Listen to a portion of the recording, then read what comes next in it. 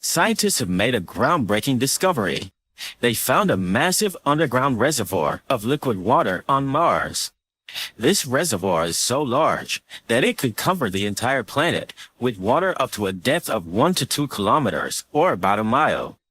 This discovery has solved a long-standing mystery about Mars. What happened to all the water?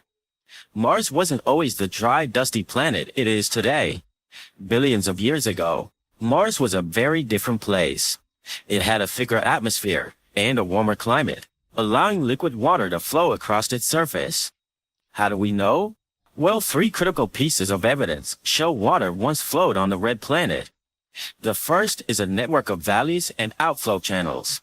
Mars is dotted with features closely resembling river valleys and deltas on Earth. These networks of branching valleys suggest that liquid water once flowed across the Martian surface, carving out channels and depositing sediments. The second is the presence of hydrated minerals. The detection of minerals that only form in the presence of water, such as clays, sulfates, and certain types of salts, provides strong evidence that water once existed on our neighboring planet. These minerals have been found by orbiters like the Mars Reconnaissance Orbiter and by rovers like Curiosity. Finally, Martian rovers have discovered sedimentary rock formations on the planet, similar to those formed by water processes on Earth. These layered rocks often show features like crust bedding, which occurs when water flows over a surface, and ripple marks created by moving water. But between 3 to 4 billion years ago, Mars experienced a series of catastrophic events that dramatically altered its history. The trouble began with the collapse of its magnetic field. Unlike Earth, Mars lost its global magnetic field relatively early in its history. This magnetic field, created by a dynamo effect within the planet's molten core, would have shielded the Martian atmosphere from the solar wind, a constant stream of charged particles emitted by the sun. As Mars' core gradually cooled, the dynamo effect weakened, leading to the eventual loss of the magnetic field.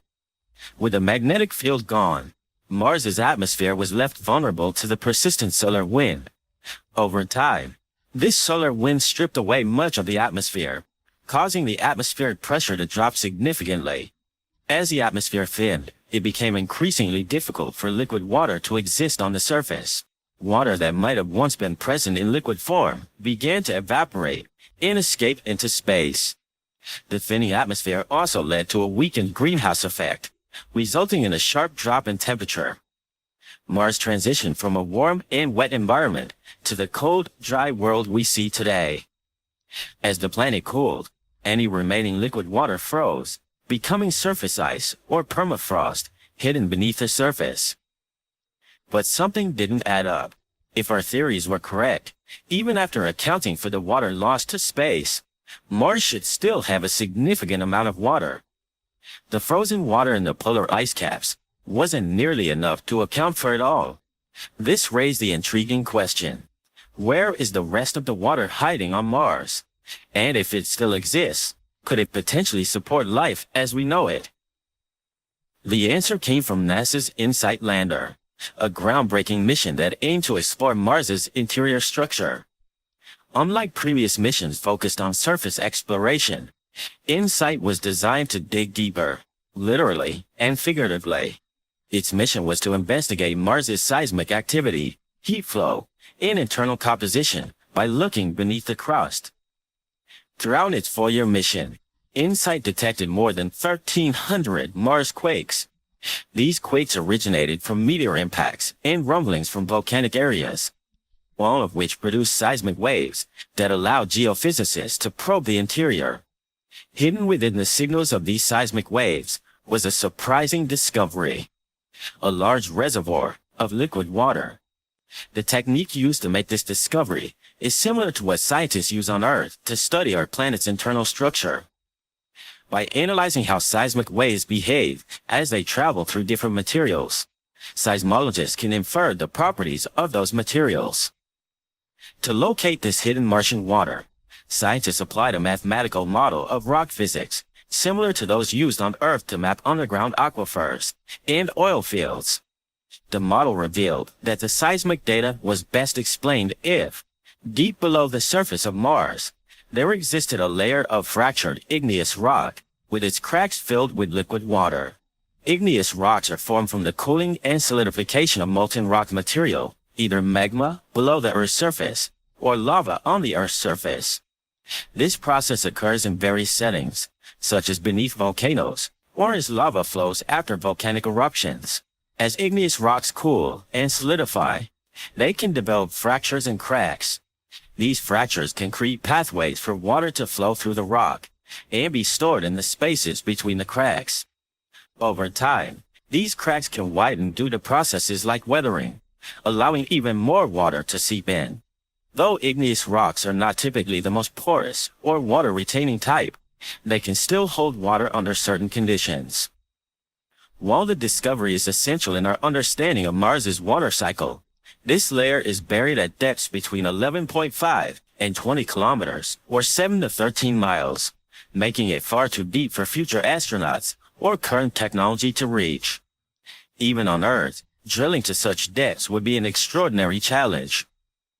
Although the existence of liquid water on Mars doesn't automatically mean that life exists there, it certainly opens up intriguing possibilities. The conditions within this underground reservoir could be similar to environments on Earth, where microbial life thrives, such as in deep mines or on the ocean floor. Researchers believe that if habitable conditions exist on Mars, they are likely to be found deep underground. This discovery suggests that understanding the Martian water cycle is crucial not only for grasping the planet's climate evolution, but also for assessing its potential to support life. If life ever existed, or still exists on Mars, it might be hidden in these deep underground waters, waiting to be discovered. With the discovery of a massive reservoir of water on Mars, it's easy to imagine the red planet as a potential future home. However, setting foot on Mars is still a distant goal. There are 5 main challenges. One of the biggest hurdles is the sheer distance and the time it takes to get there. On average, Mars is about 225 million kilometers, or 140 million miles from Earth. A round-trip mission to Mars would take approximately 18 to 30 months, including traveling to Mars, staying on the planet, and returning to Earth. Astronauts would need enough supplies to last the entire mission. The distance also means that help from Earth would be delayed by minutes, making immediate assistance difficult if any problems arise. The second problem is radiation exposure. Space is filled with harmful cosmic radiation and solar particles that can pose serious health risks to astronauts. On Earth, we're protected from much of this radiation by our planet's magnetic field, but Mars doesn't have a similar shield.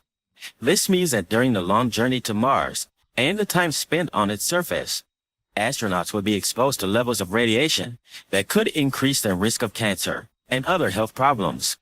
The third is the environment.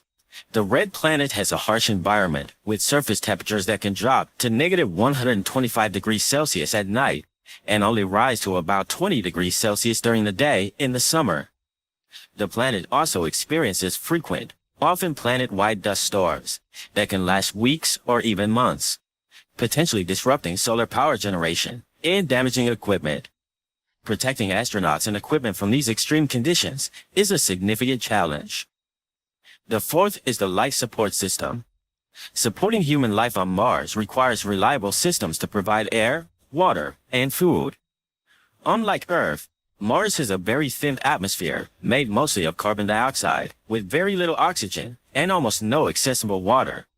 This means that astronauts will need advanced life support systems to generate oxygen, recycle water, and produce food on Mars, or bring enough for the entire mission.